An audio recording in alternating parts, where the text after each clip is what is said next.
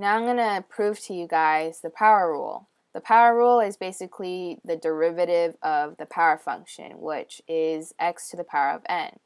So by definition of a derivative, we have the derivative of the function f of x equals the limit as h approaches 0 for f x plus h minus f of x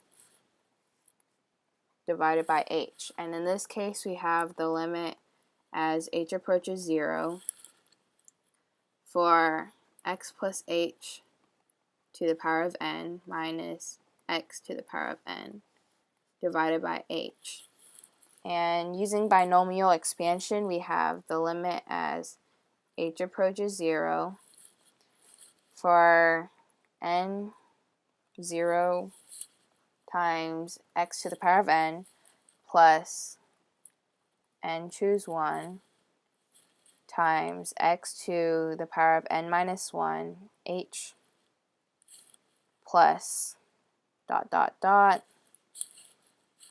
plus n choose n times h to the power of n, and then this final minus x to the n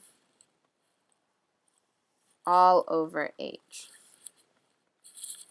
So from here,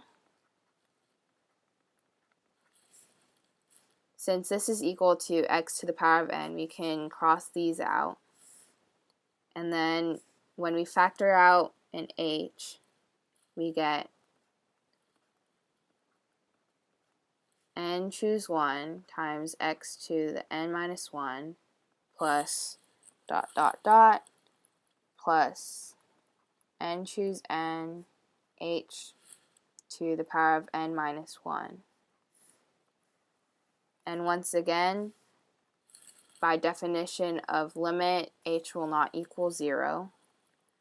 So we can divide out the h's, and then we are left with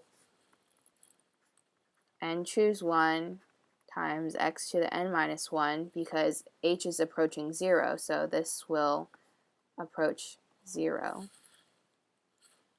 And then so will all the other terms, because they also include, I guess, all the other terms in here are multiplied by h, and when you multiply by 0, you're left with 0, and adding 0 leaves you with the number that is not a 0. And since n choose 1 is always equal to n, we are left with n times x to the power of n minus 1. So now we have that the derivative of the power function is equal to n times x to the n minus 1, which is the power rule.